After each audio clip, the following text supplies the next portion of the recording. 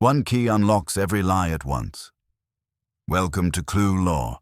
I am your host, Vale. Share your listening spot in the comments. Thank you for being here. Onward. If you've ever watched a man walk into a room carrying a small object like it was a loaded gun, you know the feeling I got at 10 minutes past 11 on a Wednesday, when the bell rang and I opened the front door of Nero Wolfe's brownstone and found a woman holding a key. Not in her hand, exactly. She had it in a little cloth pouch, the way you might carry a wedding ring if you didn't trust your fingers. She was slim and careful-looking, with dark hair pinned back so tight it made you think she'd done it with a ruler.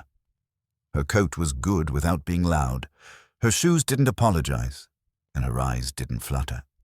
She looked like the sort of woman who had never lost her temper in public and had never forgiven anyone for making her want to. "Mr. Goodwin?" she asked. "You've got him. Come in." She stepped inside like she expected the hallway to demand credentials. I closed the door and did the quick inventory. No bulges that said weapon, no dampness that said rain, no perfume cloud that said she was trying to buy sympathy wholesale. "I'm Cora Reimer," she said. "Archie Goodwin," I told her because it's polite to trade. "Wolfe's upstairs. You have an appointment?" "No." She said it calmly. Like no was a complete address. Then her gaze flicked past me, as if she could see through plaster and mahogany to Wolfe's office. "But I need to speak with him today." Most people who say that are either desperate or theatrical. She wasn't either, and she was controlled, which is worse. Controlled people don't bend, they break, and they cut you when they do it. "All right," I said. "We can try the standard procedure. I'll ask, he'll say no, you'll insist, he'll say no in longer sentences, and then I'll decide whether to call a cab or call the police." Her mouth twitched, almost a smile, but not quite. "I brought something." "So do the rest of them," I said, and led her into the office because it was better to have her in front of Wolfe than wandering around the brownstone breathing on the furniture. Nero Wolfe was in his red leather chair behind the desk, as always, a large man who had turned immobility into a profession.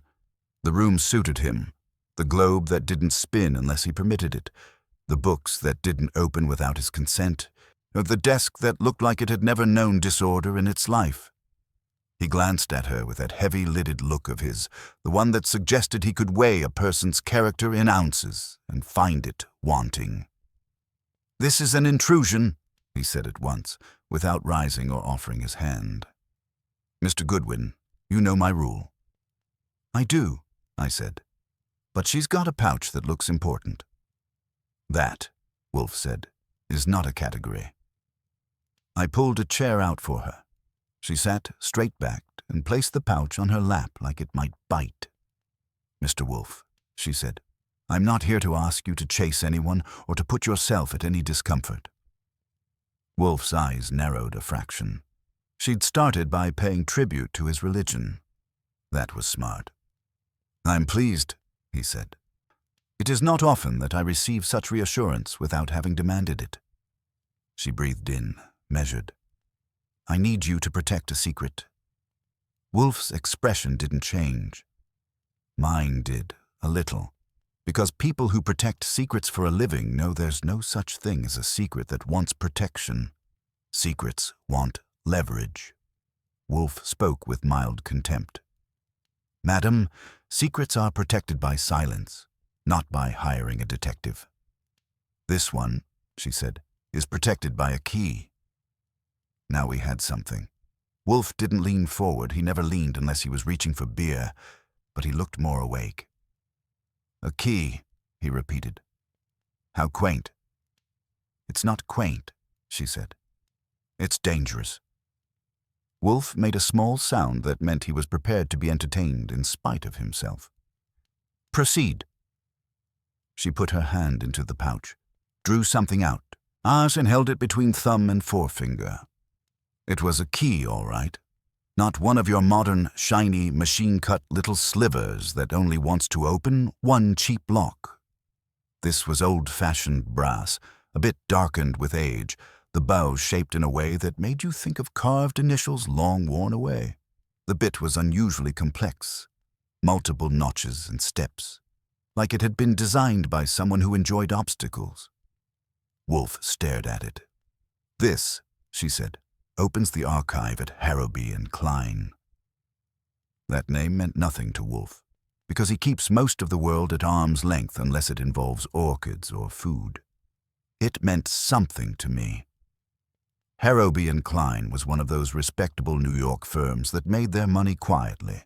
Investment management, private trusts, discreet arrangements for people with too many zeros and too many reasons. "So it opens the archive," I said. As in their internal file vault," she said. "The one clients don't know exists." Wolfe's tone went colder. "Madam, I do not accept assignments that require burglary." "It doesn't," she said quickly. "That's the point. It isn't burglary if you have the key." Wolfe's eyes held hers. "That is not the point. Legality is not a parlor trick." She swallowed once. "It was given to me." "By whom?" Wolfe asked. She hesitated, and Wolfe's nostrils flared slightly, the closest he ever came to impatience. "By a man who is dead," she said. That got my attention properly. Wolfe's too, though he didn't show it. "Dead?" Wolfe said. "When?" "2 nights ago." "How?" Wolfe asked. "In his sleep," she said. They said his heart stopped. Wolfe's mouth tightened. "They? The physician, the family, Harrowby and Klein." "And the man's name?" Wolfe asked. "Duncan Harrowby." There it was, the Harrowby and Klein. The kind of man who had his portrait in a hallway somewhere and his will in triplicate. Wolfe sat back a fraction deeper into his chair.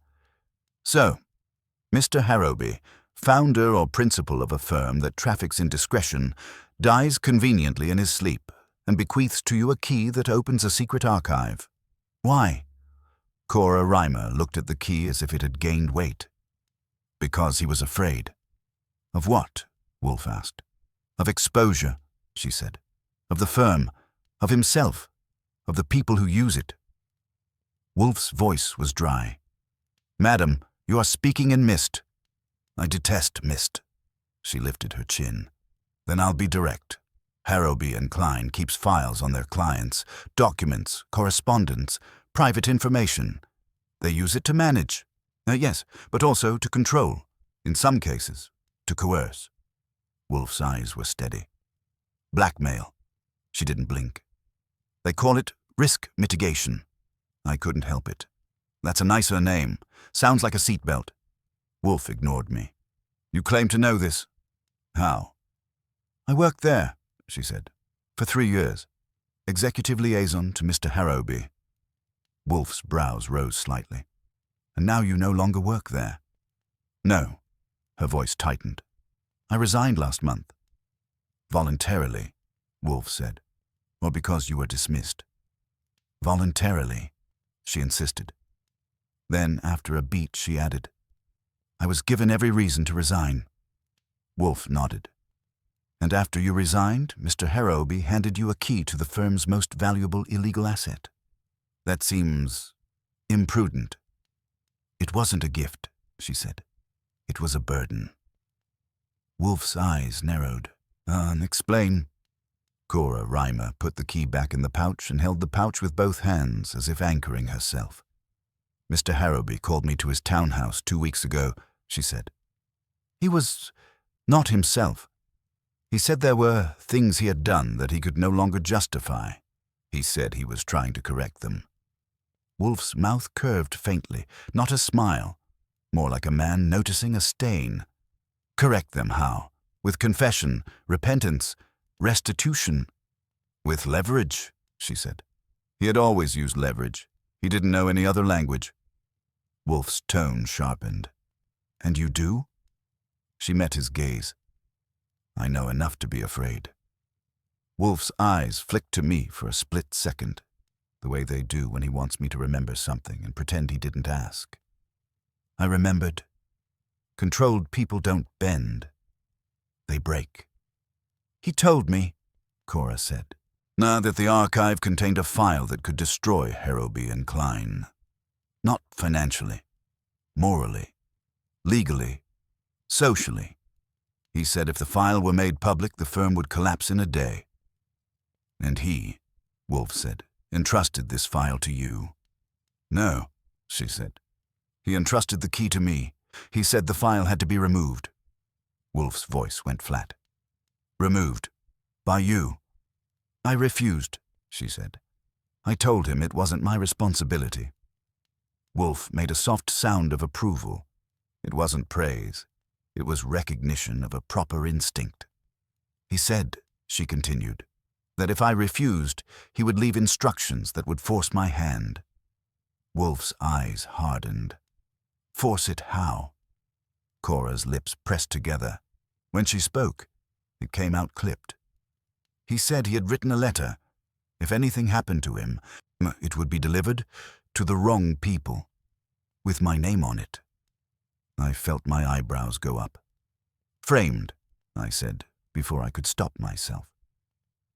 She looked at me, and for the first time her control slipped enough to show something raw underneath. Yes. Wolfe's gaze went back to her. Madam, you have come here to tell me that a dead man has arranged to implicate you in something. What exactly? Theft? Blackmail? Murder? I don't know, she said. That's why I came. Because the letter exists, or he made me believe it exists, and because the key exists, and because he's dead. Wolfe was silent. When he's thinking, the room always feels like it has tightened its belt. At last, he said, if you are innocent, you should go to the police. Cora Reimer laughed once, short and humorless. And tell them what? That Harrowby and Klein runs a secret archive for blackmail, that I have a key to it, that their founder threatened me, then died, and now I'm scared. Wolfe's voice was acid. The truth is often inconvenient, and often useless, she replied. They would take the key, arrest me, and Harrowby and Klein would call in favors. The archive would disappear. The file, whatever it is, would vanish, and I would be the only person left holding the story. Wolfe watched her a moment longer, then said, What do you want from me? She took a breath that looked like it hurt. I want you to take the key. Wolfe's eyebrows rose. For safekeeping. For strategy, she said. For judgment. For intellectual justice. The phrase sounded like something she'd rehearsed and didn't quite believe, but had nowhere else to put her faith. Wolfe's eyes flicked, and just briefly, toward the door to the hall, the direction of the kitchen and Fritz Brenner's domain, where lunch smells were beginning to make their case. Wolfe loves two things without apology, orchids and food. Everything else, including justice, comes with conditions. And why? Wolfe asked. Should I do anything for you? Cora Reimer's gaze didn't waver. Because Harrowby chose you. That earned a reaction. Wolfe's eyes sharpened. You are guessing, Wolfe said. No, she said. He told me. He said if I found myself cornered, I should go to Nero Wolfe. He said you would understand the value of a key. Wolfe's voice went quiet. Mr. Harrowby knew me. Yes, she said. He met you once. Years ago. Over a matter that never became public. Wolfe's lips compressed. And he didn't like being reminded that he has a history in the world outside his brownstone, as if the city has no right to claim him. And, Wolfe said, you expect me to accept an assignment based on the advice of a dead man. Cora leaned forward slightly, the first movement that wasn't composed. Not advice. A warning. He said the key opens every secret they keep. He said if it falls into the wrong hands, it will ruin people who don't deserve it and protect people who do. Wolfe's eyes held hers. And you, he said softly, are in danger now. She hesitated. Then she nodded once. Yes. From whom? Wolfe asked. I don't know, she admitted. But this morning there was a man outside my building. When I left, he followed me to the corner. When I turned around, he pretended to read a newspaper that had no pages. I snorted. That's a new economy model. She ignored me, which I respected. And when I arrived here, she said, I noticed the same car on the same side of the street as my building. It was behind me at 2 traffic lights. When I walked up to your door, it turned the corner and stopped. Wolfe's eyes went to me again for the briefest instant. That look meant, there is your legwork, Mr. Goodwin, already delivered. Wolfe said, Madam, you have brought into my house not only an intrusion, but pursuit. I'm sorry, she said, but I didn't know where else to go. Wolfe's mouth tightened. Then he surprised me, which is not easy after years of working for him. He said, Place the key on my desk. Cora looked at him as if she thought she had misheard. You'll take it? Wolfe's tone was not warm. I did not say I would take your case. Then I said, place the key on my desk. She rose, stepped forward, and set the pouch on the blotter like an offering. Wolfe did not touch it. He looked at it, and the look had weight. Mr. Goodwin, Wolfe said, go to the front window, look down the street, tell me what you see. I went, because when Wolfe tells you to do something, you do it. That's the arrangement. I parted the curtain a fraction and looked out at West 35th. A car sat at the curb halfway down the block. Dark. Ordinary. The kind of car that could hold a choir or a corpse. A man was in the driver's seat. He wasn't trying too hard to pretend he belonged there, which meant he'd either been at it a long time or didn't care. I reported, car at the curb, driver in place. He's got the posture of a man waiting for a dentist appointment he's going to cancel. Wolfe's eyes stayed on the pouch. So, he said, the disturbance begins. He finally placed the tips of 2 fingers on the cloth, as if testing whether it might be contagious. Then he withdrew his hand again, leaving it untouched. Madam, Wolfe said, you have brought into my house an object of unknown power, the attention of unknown men, and the stink of unknown corruption. Cora Reimer swallowed. Yes. Wolfe's voice went cool and exact. I dislike all 3, and yet... He paused, and the pause was the kind that makes you feel the world tip slightly, like a scale deciding which way to fall. And yet, Wolfe continued, a key that opens every secret is, by definition, an intolerable temptation. Not for me, temptation is for the weak, but for those who are. He looked at her, and I saw something in his eyes that I didn't see often. Not excitement, not greed, but a kind of offended curiosity, as if the universe had dared to propose a problem that assumed he wouldn't solve it. He said, I will hear the rest. Cora Reimer let out a breath, and in it I heard the sound of someone stepping onto a bridge they weren't sure would hold. And down on the street, the man in the car remained at the curb, patient as a debt. Wolfe didn't touch the key, which told me more than if he'd locked it in the safe and sat on the combination. When Wolfe refuses to touch something, it means he's already counting the cost of having done so. He waved a hand at Cora Reimer, not dismissively, more like a conductor signaling a soloist. As you will continue, he said, but first, Mr. Goodwin will perform a small courtesy. That was my cue. I went to the hall closet, took out my hat and coat, and put them on with the practiced motions of a man who knows when the chair has spoken. Cora looked startled. You're sending him out? Yes, Wolfe said.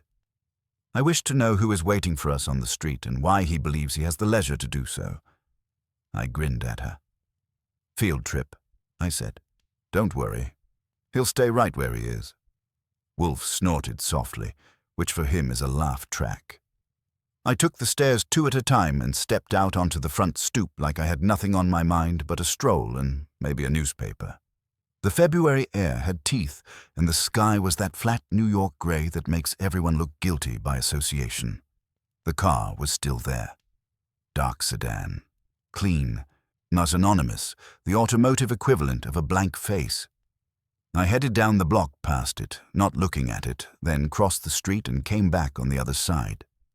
When I reached the car again, I slowed, fumbled in my pocket, and dropped a coin. The driver leaned forward slightly, just enough to watch me bend. Mid-30s, maybe early 40s, hair neat, coat good but not flashy. The kind of man who could disappear into a crowd and leave no dent. "Cold day," I said conversationally. Still crouched. He didn't answer. "Meter running?" I asked. He smiled thinly. "Something like that." I straightened up and looked at him properly. "You're parked in front of a private residence. That makes you either lost or interested." His smile didn't change. "I'm waiting for someone." "So am I," said. "Funny thing." He watched me for a second longer. Archie then said, "You work for Wolfe." "That's what they tell me." "Tell him," the man said, "that his guest is causing concern." "Concern is a growth industry," I said. "You'll have to be more specific." The man's eyes flicked toward the brownstone, then back to me. "She has something that doesn't belong to her." I raised an eyebrow. "So do I. We all make do." He chuckled once, humorless. "This isn't a joke." "No," I agreed. "It's more like a warning." "Yes," he said. "It is." I leaned in slightly, lowered my voice. "Here's a free tip. When you sit in a car outside Nero Wolfe's house, you're not watching him. He's watching you, and he hates being interrupted." The man's jaw tightened. "Then perhaps he should encourage his guest to return what she stole." "Perhaps," I said. "And perhaps you should consider that if she stole it, she wouldn't be carrying it like a confession." His eyes sharpened. "You don't know what you're dealing with." I smiled. That's Wolfe's favorite sentence. He never believes it. I stepped back, gave him a friendly nod and walked on, feeling his eyes on my back like a measurement. Inside, Wolfe was exactly as I'd left him, and still massive, alert. Cora Reimer sat rigidly in her chair, hands folded, the pouch on the desk between them like a small animal playing dead. "He's professional," I reported. "Polite enough to warn us, not polite enough to identify himself. Claims your guest has something that doesn't belong to her." Wolfe's lips curled faintly. "An opinion," he said. Then to Cora. "Did Mr. Harrowby tell you the contents of the file he wished removed?" "No," she said. Only that it concerned a client whose influence exceeded decency." Wolfe nodded. "A common condition." "He said," she added, "that the client believed himself untouchable." Wolfe's eyes gleamed. They all do. I took my seat, notebook out. "Names," I said. "We're going to need names." Cora hesitated. "There are several people who knew about the archive. Not its contents, just its existence." "4 or 5?" Wolfe asked. She looked at him sharply. "Yes." "List them." She did, carefully. Elias Klein, the surviving partner, smooth, cautious, and suddenly in charge. Margaret Vale, compliance director, whose job was to say no in language that sounded like yes.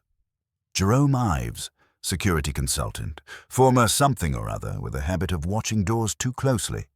And Leonard Pike. She was senior portfolio manager with a reputation for aggressive loyalty. Wolfe listened, eyes half-lidded, absorbing each name like a flavor.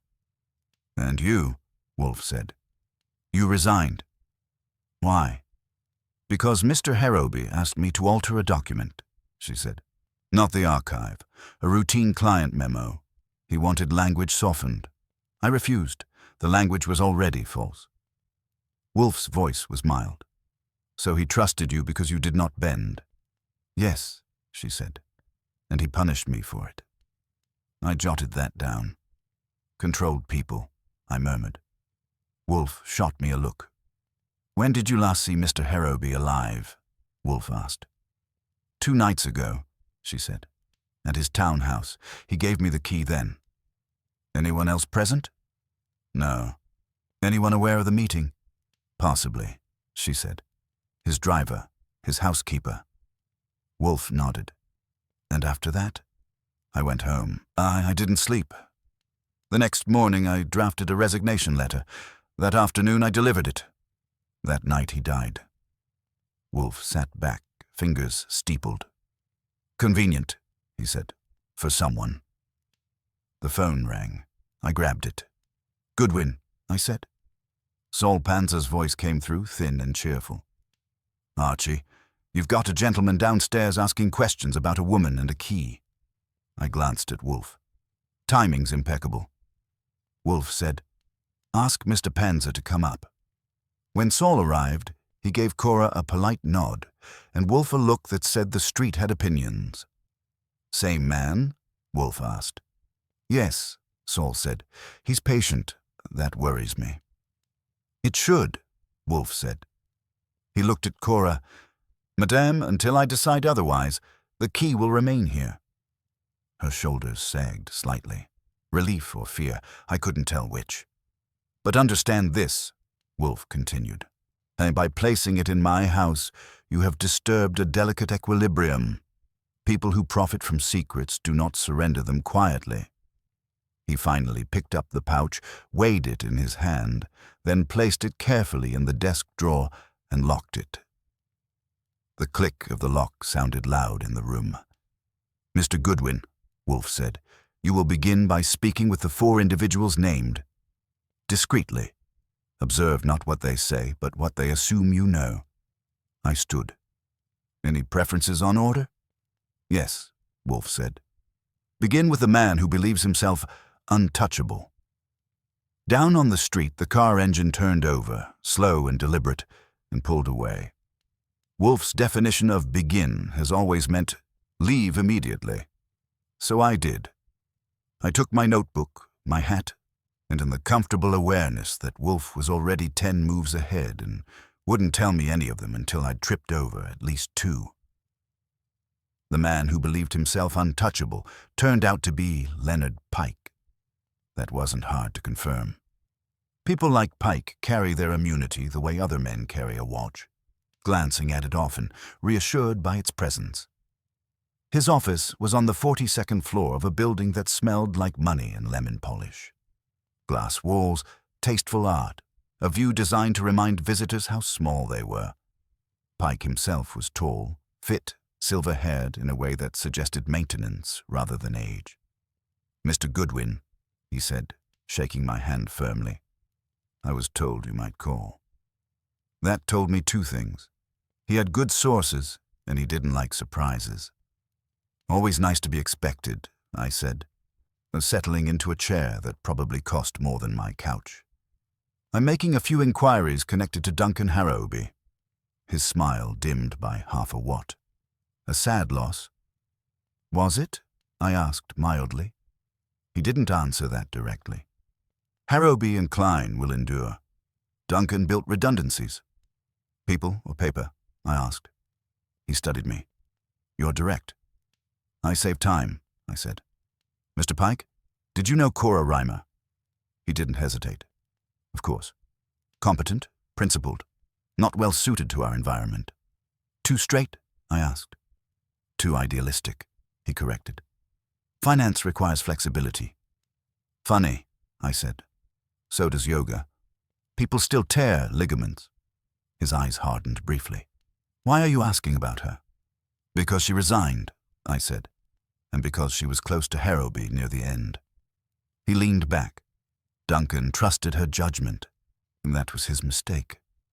Or his last good instinct, I said. He smiled thinly. You assume there was wrongdoing? I assume nothing, I said. I observe. For instance, you weren't surprised I mentioned her. I'm rarely surprised, he said. I like to be informed. Then you're aware of the archive, I said casually. There it was. The flicker, quick, controlled, but real. I don't know what you're talking about, he said. Of course not, I said. Then we're done. I stood. He didn't try to stop me, which was a mistake. Men like Pike hate unfinished conversations. As I reached the door, he said, "If Miss Reimer has involved Wolfe, she's making matters worse." I turned. "For whom?" "For herself," he said smoothly. "That's odd," I said. "Everyone else seems worried about the firm." His jaw tightened. "Good day, Mr.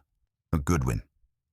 I left with the pleasant certainty that Leonard Pike knew exactly what was in that archive, or enough to be afraid of who else did. Next was Margaret Vale, who met me in a conference room that had no windows and too many rules. She was neat, efficient, and tired in a way that suggested years of cleaning up after men like Pike. "I'm speaking with people who knew Duncan Harrowby," I said. "I knew him professionally," she said. "Personally, he was difficult." "Because?" I prompted. "He believed ethics were a variable," she said. I disagreed. "So did Cora Reimer," I said. She nodded once. "Yes. Did you know why Cora resigned?" Margaret's lips thinned. I suspected. "Suspected what?" "That Duncan asked her to cross a line." "Did he ask you?" I said. She met my gaze. "He learned not to." I liked her already. "And the archive?" I asked. Her breath caught. "Just a little." "I can't discuss internal, illegal practices," I finished. Silence stretched. "Be careful," she said quietly. "There are people who will burn the building to keep that door closed." "Doors interest me," I said. "Keys even more?" She looked at me sharply. "Who has the key?" "Someone who didn't want it," I said. Margaret closed her eyes briefly. "Then Duncan did one decent thing at the end." "Or one dangerous one," I said. She opened her eyes. "If Wolfe is involved, things will surface. They always do." "Not always," I said. "Sometimes they're buried properly." She gave a sad smile. "Not this time." Jerome Ives was harder to see. Security consultants don't like daylight. I caught him at a gym he didn't use for exercise, only for watching reflections in mirrors. "Look, you're following me," he said before I spoke. "Occupational hazard," I said. "You're good." "So are you," he replied. "What do you want?" "Information," I said. "About who's watching Wolfe's house." His eyes flicked.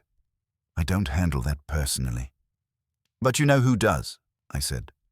He shrugged. "Contractors?" "Layers. Plausible deniability." "And the archive?" I asked. He smiled faintly. "If it exists, it's protected. By men like you. By systems," he corrected. "Men fail." "So did Duncan Harrowby," I said. His smile vanished. He got sentimental. "Is that what you call fear?" I asked. He didn't answer. He didn't have to. By the time I returned to the brownstone, it was dusk, and the house felt different. Quieter, tighter, like it was holding its breath. Wolfe was in his chair, eyes closed, as if asleep. He wasn't. "Leonard Pike believes himself immune," I said. "Margaret Vale believes the truth matters. Jerome Ives believes in systems. All three believe the archive exists." Wolfe opened one eye. "And Mr. Klein hasn't been touched yet," I said. "But he's the one who inherited the problem." Wolfe nodded. "Indeed. Problems rarely enjoy being inherited." I hesitated. "There's more. Pike wasn't worried about Cora ruining the firm. He was worried about Wolfe." Wolfe's mouth curved slightly. "That is sensible." I leaned back. "Also, someone tried the desk drawer while we were out." Wolfe's eyes snapped open. "Explain." "The lock's scratched," I said. "Careful work. Not Fritz. Not Saul."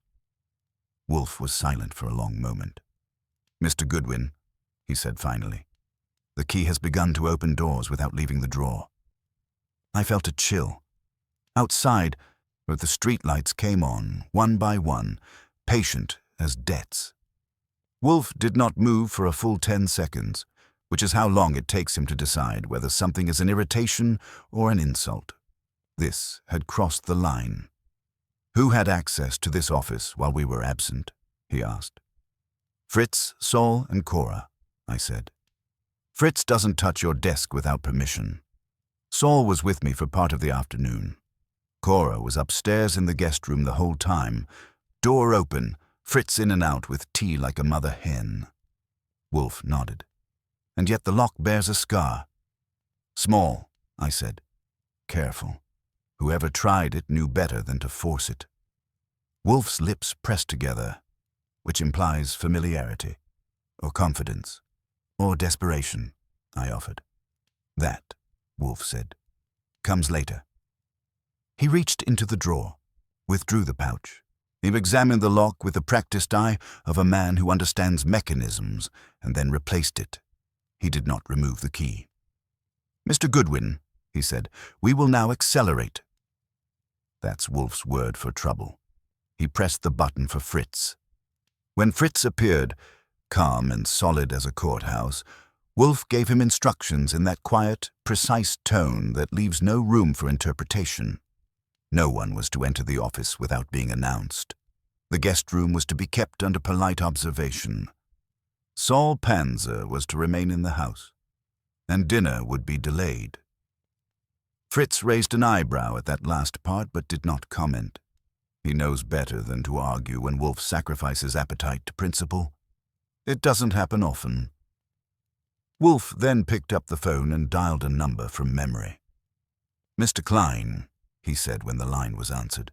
This is Nero Wolfe. I could hear Elias Klein's voice faintly through the receiver.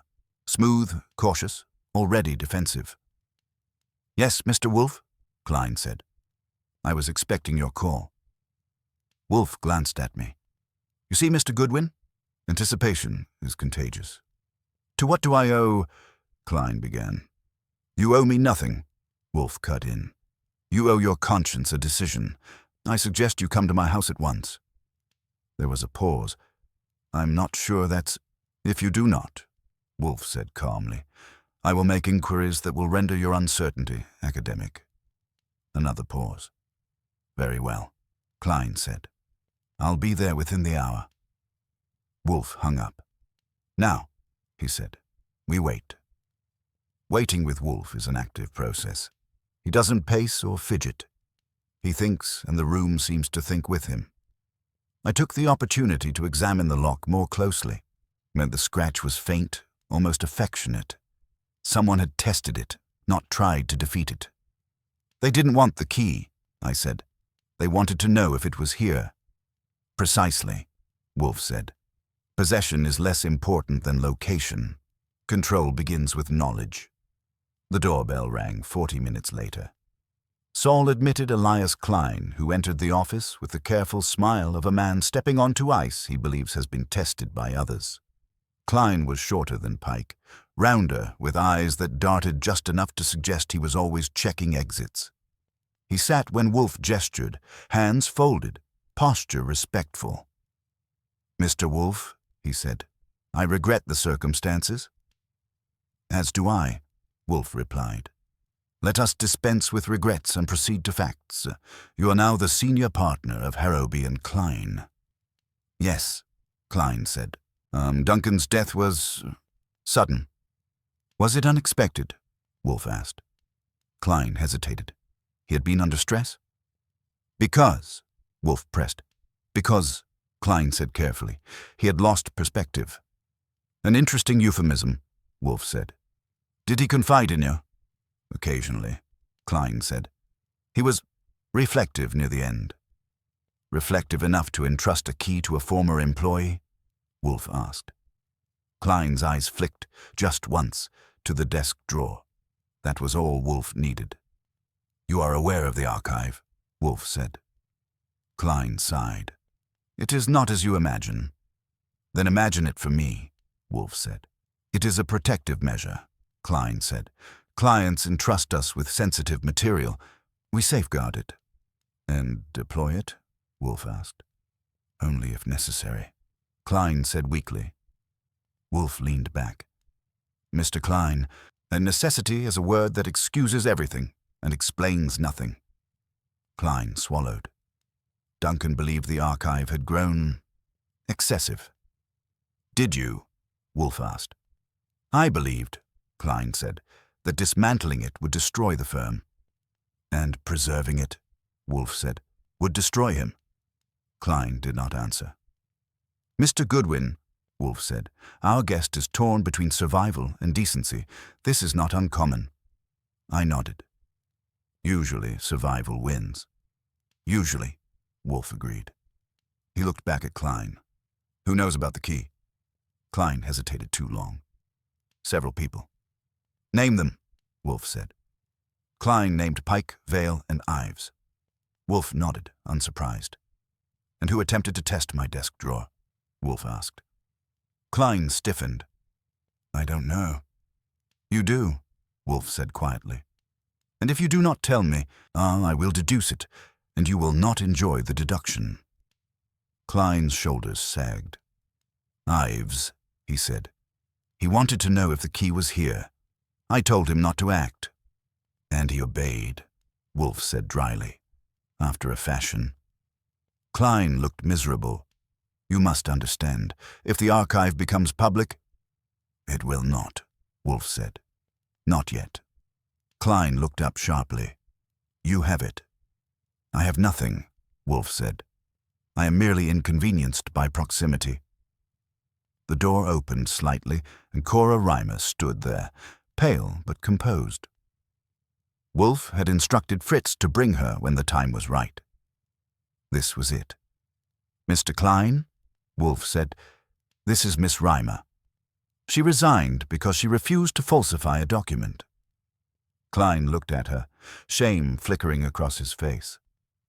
Cora, You knew, she said quietly.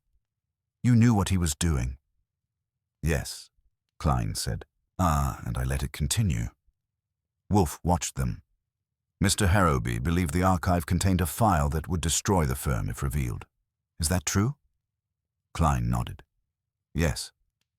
And does it concern Leonard Pike? Wolfe asked. Klein closed his eyes. Yes. There it was. Wolfe folded his hands over his stomach. Then matters are simpler than they appear. Mr. Pike believes himself untouchable because he believes no one will dare to expose him. He is mistaken. Klein looked alarmed. You can't. I can, Wolfe said, but I will not unless compelled. He looked at Cora. Miss Reimer, you are no longer a pawn. You are leverage. She straightened. I don't want to ruin innocent people. Nor will you, Wolfe said. That is the difference between you and those who fear the key. Outside, a car door slammed. Tires crunched on gravel. Saul's voice came from the hall, low and urgent. Wolfe, Pike's here, and he's not alone. Wolfe smiled faintly. Excellent, he said. The circle tightens. I felt the house draw in around us, as if the brownstone itself had decided to listen closely. Saul's announcement hung in the air like a smell you couldn't place but didn't trust. Klein's face drained, and Cora Reimer's hands tightened together in her lap. Wolfe, of course, did nothing at all, except let the silence do a little work on everyone's nerves before he spoke. Mr. Goodwin, he said, you will remain here. Mr. Panzer will admit Mr. Pike and his companion, and will request that they wait in the front room until summoned. Saul hesitated. Request? Wolfe's eyelids lowered. Insist then, but do not be rude. We are not savages. Saul went out, and I watched Wolfe's expression the way you watch a kettle you don't fully trust, quiet, still, and full of contained heat. Klein cleared his throat. Mr. Wolfe, if Pike is here. It means, Wolfe said mildly, that Mr. Pike has learned something. Or believes he has. Cora's voice was controlled but thin. He followed me. Of course, Wolfe said, but not personally. He is too important to be seen doing what he considers necessary. Klein flinched. He's dangerous. Wolfe glanced at him. All men are dangerous when they believe they are entitled. From the hall came the sound of footsteps. 2 sets. Saul returned first, his face composed, but his eyes amused in that Panzer way that meant trouble had manners. Pike and Jerome Ives, Saul said. "They're in the front room. Pike asked if you were home, and I told him you were never elsewhere." Wolfe nodded once. "Admirable." He looked at me. "Mr. Goodwin, bring Mr. Pike here." I stood. Klein half rose too, then stopped when Wolfe's gaze touched him. "You will remain," Wolfe said to Klein. "Your presence may inspire honesty, if only by contrast."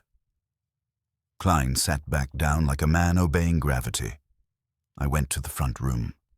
Leonard Pike was standing, not sitting, because sitting would imply he was a visitor. He wanted to look like an equal. Jerome Ives was beside him, half a step back, which told you everything about their real arrangement. Ives's eyes did that security sweep thing. Corners, doorways, shadows, even though the only shadow in Wolfe's brownstone comes from Wolfe himself. "Mr. Pike," I said pleasantly, "Wolfe will see you now." Pike's smile was polished. "Good. I dislike delays." "Wolfe dislikes intrusions," I said. "Between the two of you, something will give." I led them upstairs. Pike's gaze flicked over the office as he entered, taking inventory, desk, chair, drawer, windows, like he was pricing the room for liquidation. Then he saw Klein and Cora and paused, just long enough for his expression to recalibrate. "Well," Pike said softly, "how intimate?" Wolfe's tone was cool. "Mr. Pike, Mr. Ives, sit down." Pike sat. Ives remained standing, which didn't bother Wolfe. Wolfe can ignore a standing man the way a mountain ignores weather. Wolfe folded his hands. "To what do I owe the pleasure?" Pike's eyes were steady. "A misunderstanding," he said. "One that could become expensive." Wolfe raised an eyebrow. "For whom?" "For everyone." Pike said, "I'm here to prevent unpleasantness." Wolfe's mouth curved faintly. "You're here because you're afraid." Pike's smile tightened. "Afraid is an ugly word." "It is also accurate," Wolfe said. Pike's gaze flicked toward Cora. "Miss Reimer, I hoped you would be sensible." Cora met his look without blinking. "I hoped you'd be decent." He chuckled once. "Idealism again. It's charming until it's costly." Wolfe's voice hardened slightly. "Mr. Pike, we will dispense with charm. What do you want?" Pike leaned forward, elbows on knees. "The key." Klein made a small sound, almost a whimper. Ives's eyes narrowed, watching Wolfe's desk drawer like it was a target. Wolfe did not glance at the drawer. He looked at Pike. "I do not have it." Pike's smile didn't reach his eyes. "Mr. Wolfe, I've heard you pride yourself on precision." "I pride myself on truth," Wolfe corrected. "Precision is merely a tool." Pike's voice was smooth. "Then let's be truthful. Duncan Harrowby is dead. His firm is unstable. Certain materials are misplaced. Miss Reimer has involved you, and now there are men on the street who will not remain patient indefinitely." Wolfe's eyes stayed on him. "I do not respond well to menace." "It isn't menace," Pike said. "It's reality." Wolfe nodded slowly. "Yes, it is." For a moment I thought Wolfe might refuse to say more, just to watch Pike's control fray. But Wolfe had said we would accelerate, and Wolfe's acceleration is never movement. It's pressure. "Mr. Pike," Wolfe said, "why did Mr. Harrowby wish a certain file removed from the archive?" Pike's smile faltered. Tiny, but there. "I don't know," Pike said. "Sir Duncan was ill." Wolfe's gaze shifted to Klein. "Mr. Klein?" Klein swallowed. "It concerned a client." Wolfe turned back to Pike. "You." Pike's jaw tightened. "You're making assumptions." "No," Wolfe said. "I'm making conclusions. There is a difference." Ives finally spoke. Voice clipped. "Mr. Wolfe, we can handle this without theatrics." Wolfe looked at him as if noticing a fly on the wall. "Theatrics are for those who lack substance. Sit down, Mr. Ives, before your posture embarrasses you." Ives's face reddened slightly, but he sat. Pike shot him a look that said, "Control yourself," which told me Pike's control wasn't as absolute as he liked to believe. Wolfe continued, calm as a man discussing wine. "Mr. Pike, as you believe yourself untouchable because you have arranged your affairs so that exposure harms others before it harms you." Pike's smile returned, thin and dangerous. "Exposure harms everyone." Wolfe nodded. "Indeed. Which is why men like you rely on the decency of men, unlike you." He glanced briefly at Cora, then back to Pike. "You are here," Wolfe said, "because you suspect that decency has obtained a key." Pike's voice hardened. "I'm here because I won't allow my life's work to be destroyed by a disgruntled former employee and an aging detective with a taste for melodrama." Wolfe's eyes narrowed. "Melodrama." Pike leaned back, spreading his hands. "What else is it?" Harrowby was sentimental. He felt guilty. He made a mess. Now it must be cleaned up. "And your method of cleaning," Wolfe said, "is to remove the instrument of exposure." Pike's gaze sharpened. "The key opens a door that should never be opened." Wolfe's tone was mild. "Then you should not have built the door." Klein flinched. Pike ignored him. "Mr. Wolfe," Pike said, "I respect your reputation. But you must understand something. The archive contains not merely scandal, it contains ruin. Families, careers, institutions. If it spills, people will die. Figuratively, perhaps, but some may not be content with metaphor." Wolfe's eyes were steady. "You speak as if you care." Pike's smile was cold. "I care about containment." Wolfe nodded. "And I care about control. The difference is that I do not confuse control with ownership." There was a knock at the door. Fritz entered, serene, carrying a small tray.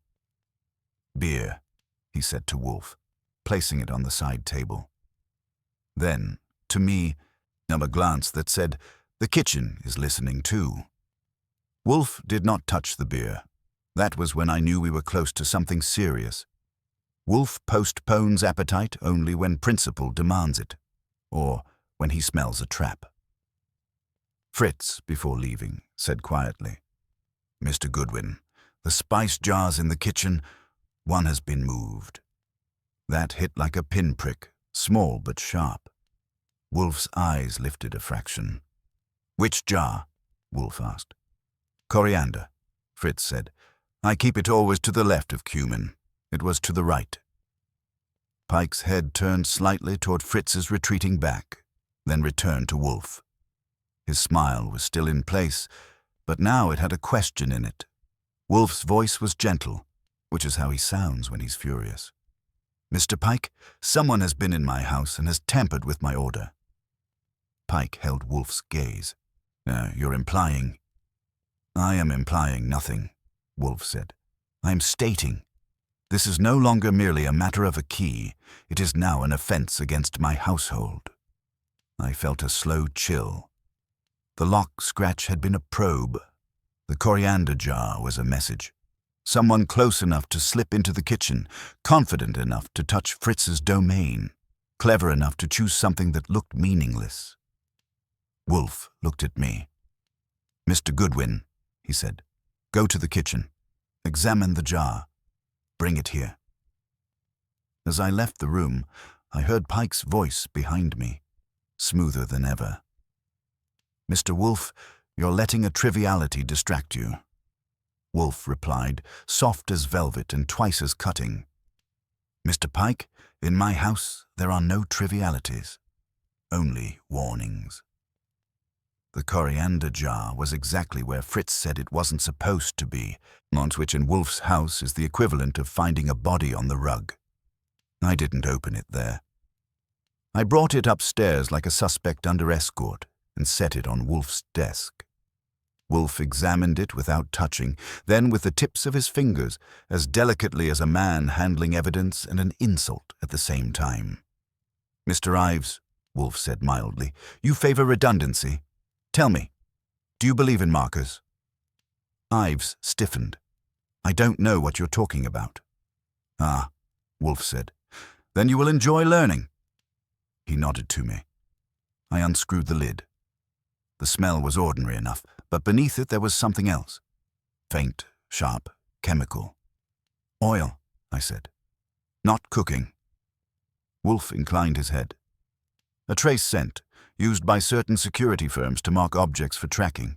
It transfers easily, persists briefly, and is nearly invisible to the inattentive. Pike's eyes narrowed. You're reaching. No, Wolfe said. I am concluding. Someone wished to know whether the key had been removed from this house. They marked a commonplace item, assuming proximity would do the rest. He looked at Ives. You tested my desk drawer earlier. When that failed, you tested my kitchen. Ives said nothing. Wolfe continued. The jar was moved to prompt correction. Fritz would move it back. The scent would transfer. A courier or you would detect it later. Elegant, except for one flaw. And that is, Pike asked tightly. You, Wolfe said. You came too soon. Pike leaned forward. This is absurd. Is it? Wolfe asked. Mr. Klein, when did Mr. Pike learn of Miss Reimer's visit here? Klein swallowed. This afternoon, I mentioned it. Pike shot him a look like a blade. And yet, Wolfe said, Mr. Pike arrived before any reasonable confirmation could be made that the key was present or moved. Impatience. Fear. Pike stood. I won't be lectured.